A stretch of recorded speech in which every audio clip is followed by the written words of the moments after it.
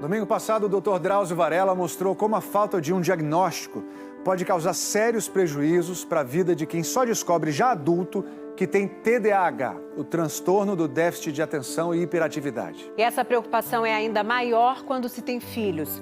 Como saber se eles têm esse transtorno ou se são apenas muito agitados, muito distraídos? Tá na hora do segundo episódio de Tudo ao Mesmo Tempo, a vida com TDAH.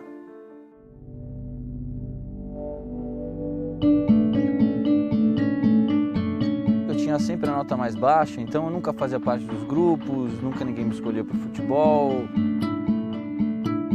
Um dos transtornos mentais mais comuns da infância e o mais incompreendido de todos. A gente ouve que o filho é preguiçoso, que o filho é burro. Várias e várias vezes eu saí chorando da escola. Para qualquer pessoa pode ser uma birra. A mãe não cuida, né? O pai não ensina e não é nada disso.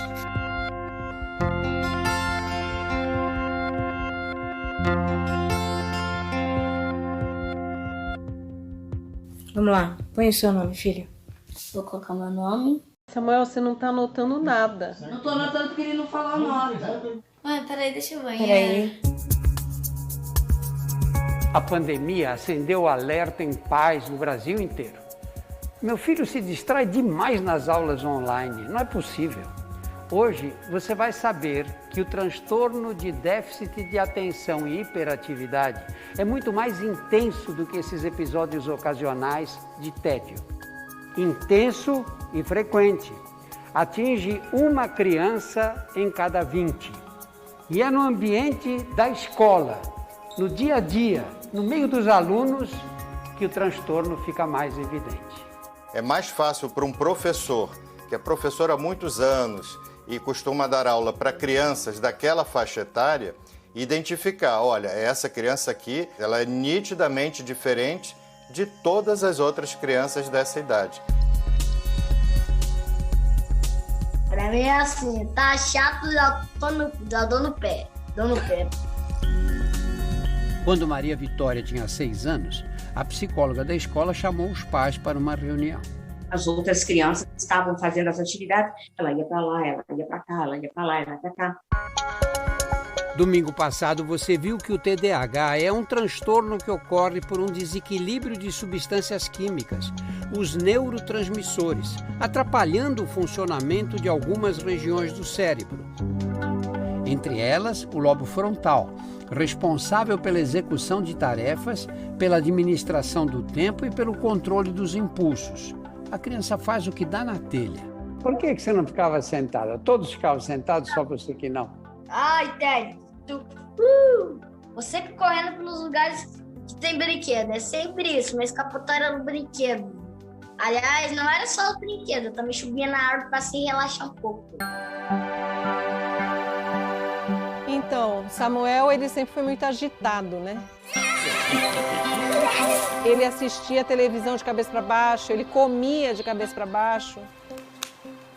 E assim, a gente estava toda hora, né, num sufoco com ele. Mesmo exagerada, essa traquinagem acaba passando batido na primeira infância.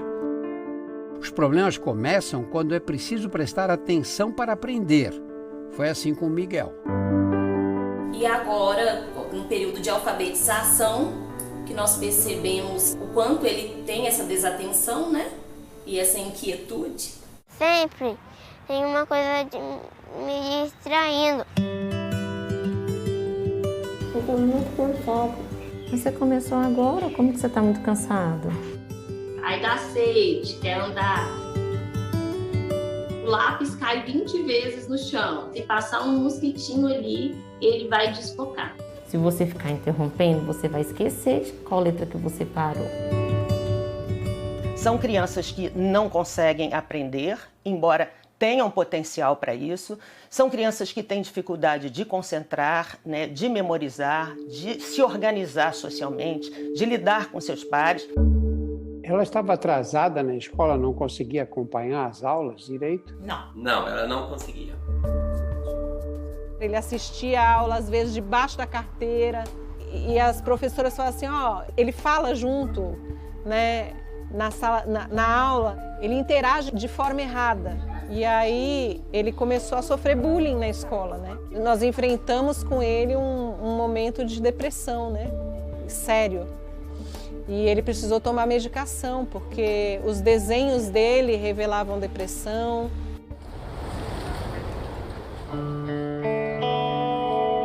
Até descobrir que tinha TDAH por volta dos 15 anos, o cantor Fiuk já estava com a autoestima bem abalada.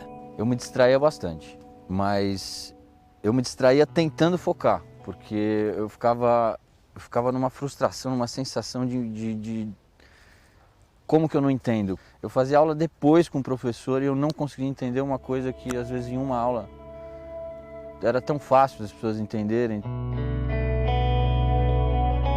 Tem também um quadro de só desatenção, que são crianças mais difíceis, inclusive, de serem percebidas pelo professor, porque essas crianças, elas são quietas.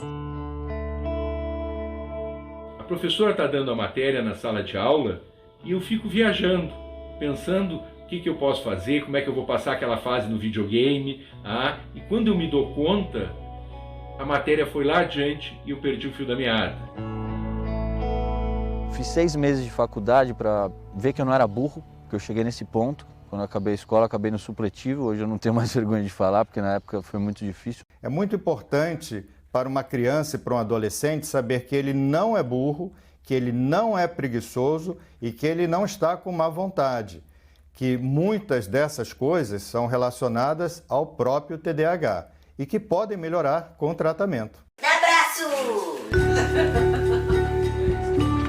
Quanto mais cedo o TDAH for descoberto, menores serão os prejuízos. Você vai saber agora qual é a forma correta de se fazer esse diagnóstico, que é clínico. O que se preconiza é que se procure um neurologista, um neuropediatra ou um psiquiatra. Outros profissionais de saúde, como o pediatra, o médico de família e o psicólogo, podem e devem fazer o diagnóstico, mas é preciso conhecer bem o TDAH. O ideal é você conversar com a criança, examinar a criança, colher o relato dos pais e também colher o relato dos professores. E muita atenção. Antes de pensar em transtorno de déficit de atenção e hiperatividade, nós temos que avaliar se essa criança enxerga bem, se ela ouve bem e se ela dorme bem. Se sofre de depressão ou ansiedade. Ou se apenas uma reorganização ali familiar, uma clareza maior nas regras e nas consequências, já ajudaria, por exemplo, a criança a melhorar aquele comportamento. A simples presença de desatenção não garante um diagnóstico de TDAH. O TDAH é o extremo dos sintomas e é preciso que traga prejuízos. Porque às vezes a criança é estabanada, desatenta, mas não tem prejuízos. Os pais de Miguel descobriram que o filho tinha TDAH numa consulta com o neuropediatra. Já os diagnósticos do Samuel e da Maria Vitória vieram depois da avaliação de um psiquiatra. Vocês tinham alguma ideia do que era TDAH? Não. Estudamos muito depois.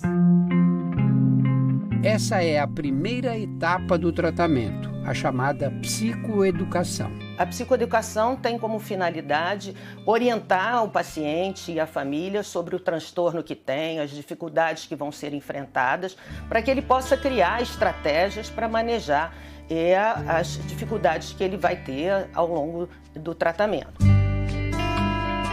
Outra etapa importante é buscar a psicoterapia para cuidar dos possíveis sintomas secundários do TDAH. Uma baixa autoestima, sintomas depressivos ansiosos, problemas de interação social, uma desregulação emocional, que é um quadro bastante comum nessas crianças. Por fim, é preciso avaliar a necessidade ou não de medicação, e isso a partir dos 7 anos de idade. Os medicamentos, os de primeira linha, são os chamados estimulantes. Esse estimulante vai estimular exatamente a região do sistema nervoso que controla todo o restante do cérebro. A medicação foi considerada necessária tanto para o Samuel quanto para a Maria Vitória. O TDAH dela era nível médio para alto. E a gente notou a diferença já nos cadernos dele, né? Muita gente diz, agora dão remédio para todo mundo, né? É só chegar lá, a criança não está indo bem na escola, já toma remédio e acabou. Como é que você responde esse tipo de crítica, Luiz? Eu acho que a avaliação de tratamento ela deve ser muito criteriosa, mas a gente sabe que a medicação é extremamente efetiva. Existem, claro, efeitos colaterais. Todo medicamento tem, né, Drauzio? Ele pode afetar, embora de modo muito discreto, mas ele pode afetar o crescimento, a estatura. Então é comum para crianças e adolescentes que a gente peça para interromper, ou nos finais de semana, ou durante as férias, e essa interrupção pode ser feita abruptamente. Os estimulantes são como óculos, só deve usar quem de fato precisa. Existe a medida certa para cada um. E parou de usar, o efeito acaba. O medicamento age apenas enquanto circula no organismo. A hora que acaba o efeito, ele começa a ficar elétrico e começa a pular e começa a dançar dentro de casa. O tratamento com medicamentos deve ser feito por quanto tempo? Isso é muito variável. O próprio médico vai fazendo experiências de interrupção para avaliar se precisa manter o uso do estimulante. Os medicamentos de primeira linha são caros. R$ 90,66 cada caixa. Agora, o SUS não distribui esse tipo de medicação. Existe alguma explicação para isso? Do ponto de vista científico, Drauzio, isso é inaceitável. Não há nenhuma razão científica para que nós não tenhamos no SUS medicação para TDAH, para as nossas crianças, adolescentes e adultos que sofrem com os sintomas do transtorno e que têm que enfrentar essa quantidade de desfechos negativos associados ao transtorno. Em nota, o Ministério da Saúde confirmou que não disponibiliza no SUS o tratamento farmacológico considerado de primeira linha para o TDAH. Informou também que na lista de medicamentos essenciais existem remédios de terceira linha que podem ser eficazes para o tratamento e que cabe a cada município decidir pela inclusão ou não dos medicamentos para TDAH. A nota diz ainda que os centros de atenção psicossocial e as unidades básicas de saúde oferecem psicoterapia para crianças e adolescentes com TDAH, além de treinamento dos pais. É fundamental entender que a criança com TDAH precisa contar com todas as ferramentas a seu alcance para se desenvolver de forma plena. E isso inclui, além do acesso ao tratamento medicamentoso, a participação da família e da escola. A escola deve servir de apoio para o professor que tem em classe um aluno com esse transtorno. Se o professor conseguir, criar vínculo com essa criança, conversar com essa família fora de situação de conflito, pensar junto com essa família quais são as melhores ações, as melhores atitudes, isso vai auxiliar demais no tratamento e na adaptação dessa criança no contexto de sala de aula. Vamos lá, Miguel? Miguel, por enquanto, segue nas aulas online e faz sessões de fonoaudiologia pelo convênio médico da família para ajudar na alfabetização. Mas ainda aguarda consulta com psicóloga pelo SUS. Ele está mais concentrado agora, ele está com uma memória melhor. Isso a gente já conseguiu os resultados bem bacanas. Professora, acabei. Maria Vitória e Samuel mudaram de escola. Estão felizes e bem adaptados. Eles começaram a descobrir os talentos dele, os talentos dele com teatro, com artes, com trabalho manual. Ele acabou desabrochando. E hoje, graças a Deus, ele é uma outra criança, Hoje ela assiste bem a aula, as notas dela são 9,5 para 10, assim. Sabe? Ela tem uma memória... Ela mudou muito. Maria Vitória e Samuel contam com o auxílio de tutores para tirar dúvidas e ajudar na organização das tarefas. E existe um projeto de lei federal, tramitando agora no Congresso, para garantir esse acompanhamento de forma integral para alunos com TDAH e outros transtornos de aprendizado, tanto nas escolas públicas quanto nas privadas. Você já sabe da gravidade que me puxa. E eles podem virar artistas, empresários, vendedores, professores. Domingo que vem vamos mergulhar no mundo dos adultos com TDAH e descobrir as estratégias que ajudam a conviver melhor com o transtorno. A gente ensina habilidades e estratégias para que o paciente possa ser o seu próprio terapeuta. Até lá!